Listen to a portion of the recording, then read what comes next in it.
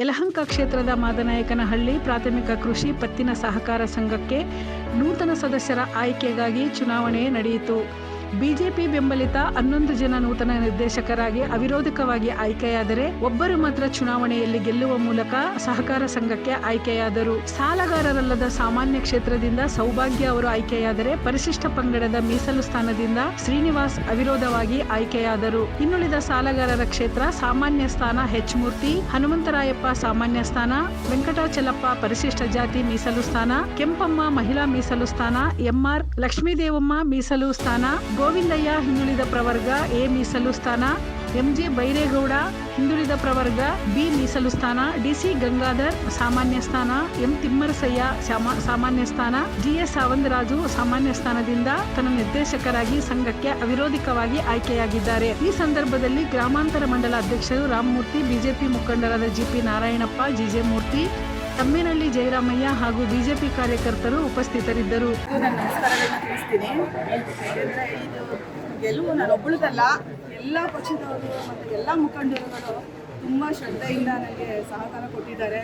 ಮೊದಲನೇದಾಗಿ ನಮ್ಮ ಶಾಸಕರಾದ SR ವಿಶ್ವನಾಥ್ ಸರ್ ಅವರು ಅಧ್ಯಕ್ಷತೆಯಲ್ಲಿ, ಮತ್ತು ಸೀನಪ್ಪಣ್ಣ ಅವರು, ಲಕ್ಷ್ಮೀಪುರ ಸೀನಪ್ಪಣ್ಣ ಅವರು, ತಿಮ್ಮರಸಣ್ಣ ಅವರು, ಜಿಜೆ ಮೂರ್ತಣ್ಣ ಅವರು, ನಮ್ಮ ಯಲಹಂಕ ಕ್ಷೇತ್ರದ ಮಂಡಲ ಅಧ್ಯಕ್ಷರಾದ ರಾಮಮೂರ್ತಿಯಣ್ಣ ಅವರು, ಮತ್ತು ಒಬ್ಬರಿಬ್ಬರಲ್ಲ ಪ್ರತಿಯೊಬ್ಬರು ನನಗೆ ಸಹಕಾರ ಕೊಟ್ಟು ಈ ಗೆಲುವನ್ನು ಕೊಟ್ಟಿದ್ದಾರೆ. ಇದು ನನ್ನೊಬ್ಬಳು ಗೆಲುವಲ್ಲ, ಇಡೀ ನಮಗೆಲ್ಲರಿಗೂ ನಾನು ಅಭಿನಂದನೆಗಳನ್ನ ಸಲ್ಲಿಸ್ತೀನಿ. ಸಹಕಾರ ಕೊಟ್ಟಿದ್ದಾರೆ ಎಲ್ಲರೂ. ಹಗಲು ರಾತ್ರಿ ಎಲ್ಲ ಕ್ಯಾನ್ವಾಸ್ ಮಾಡಿ, ಬೆಳಗ್ಗೆ ಕ್ಯಾನ್ವಾಸ್ ಮಾಡಿದ್ರೆ ಸಂಜೆ ಕ್ಯಾನ್ವಾಸ್ ಮಾಡೋರು, ತುಂಬ ಶ್ರದ್ಧೆಯಿಂದ ಎಲ್ಲರೂ ಸಹಕಾರ ಕೊಟ್ಟಿದ್ದಾರೆ. ಎಲ್ಲರಿಗೂ ನಾನು ಧನ್ಯವಾದಗಳನ್ನ ಅರ್ಪಿಸ್ತಾ ಇದ್ದೀನಿ. ನಮ್ಮ MG ಬೈರೇಗೌಡರು ಹಾಗೂ ಎಲ್ಲ ಕಾರ್ಯಕರ್ತ ಹಾಗೂ ಮುಖಂಡರು ಎಲ್ಲರೂ ಕೂಡ ಕಳೆದ 15 ದಿನಗಳಿಂದ ಭಾಳ ಶ್ರಮವನ್ನು ವಹಿಸಿ, ಭಾಳ ಆಸಕ್ತಿಯನ್ನು ವಹಿಸಿ ಈ ಒಂದು ಚುನಾವಣೆ ಗೆಲ್ಲಬೇಕು ಅಂತ ಹೇಳಿ ಹಲವಾರು ಅಡೆತಡೆಗಳ ನಡುವೆ ಭಾಳ ಒಳ್ಳೆಯ ಒಂದು ಸಂಘಟನೆಯಿಂದ ಕೆಲಸವನ್ನು ಮಾಡಿ ಈ ಒಂದು ಚುನಾವಣೆಯಲ್ಲಿ ನಾವು ಆಯ್ಕೆಯಾಗಿದ್ದೇವೆ, ಗೆಲುವನ್ನು ಸಾಧಿಸಿದ್ದೇವೆ.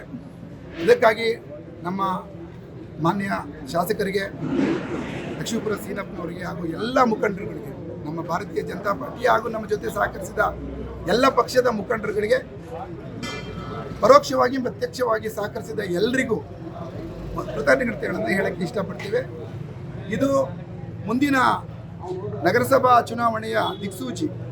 ಇಲ್ಲಿಂದ ಮುಂದೆ ಭಾರತೀಯ ಜನತಾ ಪಾರ್ಟಿಯು ಎಷ್ಟೇ ಷಡ್ಯಂತ್ರಗಳ ನಡುವೆ ಕೂಡ ಎಲ್ಲರೂ ಸೇರಿ ಅದನ್ನು ಮಣಿಸಬೇಕು ಅಂತ ಹೊರಟರೂ ಸಹ ಖಂಡಿತವಾಗೂ ನಗರಸಭೆಯಲ್ಲಿ ಅತ್ಯಂತ ಉತ್ತಮ ರೀತಿಯಾದಂಥ ಫಲಿತಾಂಶದಲ್ಲಿ ನಾವು ವಿಜಯರಾಗ್ತೀವಿ.